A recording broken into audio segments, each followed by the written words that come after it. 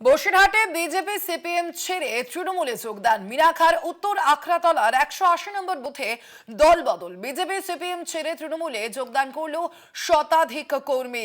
চলতি বছরে বিধানসভা নির্বাচন রয়েছে রাজ্যে, আর তার আগে এই যোগদান বসিরহাটে বিজেপি সিপিএম ছেড়ে তৃণমূলে এই যোগদান। মিনাখার উত্তর আখড়াতলার 180 নম্বর বুথে দলবদল। বিজেপি এবং সিপিএম ছেড়ে তৃণমূল কংগ্রেসে যোগ দিলেন শতাধিক কর্মী। মিনাখা 2 নম্বর ব্লক সভাপতির হাত ধরেই এই যোগদান। আমরা কথা বলবো, ফোন লাইনে রয়েছেন প্রতিনিধি সঞ্জিত চক্রবর্তী। সঞ্জিত, কি কারণে এই দলবদল? যারা যোগদানকারীরা রয়েছেন তাদের কি বক্তব্য? দেখো, 2026 বিধানসভা নির্বাচনের আগে যে বিশেষ করে শাসক বিরোধী দল কিন্তু নিজের দলের অন্য দল থেকে কিন্তু যে নিজের দলের অর্থাৎ বাড়তি অক্সিজেন যোগাতেন নেতা কর্মীদের যোগদান করছেন। যেটা জানা গেছে, মিনাখা ব্লক সভাপতি তাজউদ্দিন আহমেদ তাকে বিশেষ করে চৈতাল গ্রাম পঞ্চায়েতের 180 নম্বর বুথের উত্তর আটকাতলায় টাকায় একটা অনুষ্ঠান ছিল।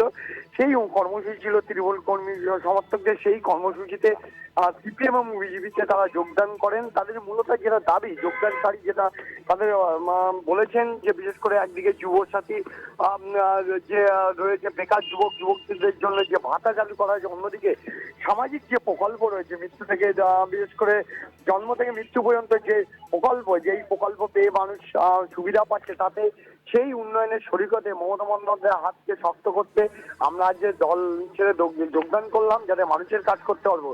এই নিয়ে কিন্তু পাল্টা কিন্তু কটাক্ষ করেছে বিরোধীরা। বিশেষ করে বিজেপি নেতৃত্ব বলছে বেশ কয়েকজন কি গেল কর্মী সমর্থক, তাদের আসে যায় না। 2026 নির্বাচনে তারা যে বিধানসভায় যথেষ্ট ভালো ফল করবে, বিশেষ করে বসিরহাট মহকুমা, এটা তারা দাবি করেছেন। এই নিয়ে কিন্তু রীতিমতো কিন্তু দলত্যাগীরা বলেছেন যেভাবে উন্নয়ন হচ্ছে রাজ্যের চারিদিকে এবং মমতা বন্দ্যোপাধ্যায়ের আদর্শে অনুপ্রাণিত হয়ে আজকে আমরা যোগদান করলাম, যাতে 2026 নির্বাচনে বিপুল পরিমাণে ভোটে এই বিধানসভা থেকে জিতে এবং যাতে হাত শক্ত করা যায়। অন্যদিকে মানুষের উন্নয়নের শরিক হতে অর্থাৎ হাতে কাজ করতেই তারা আজকে যোগদান করলেন। ধন্যবাদ তোমায় সঞ্জিত।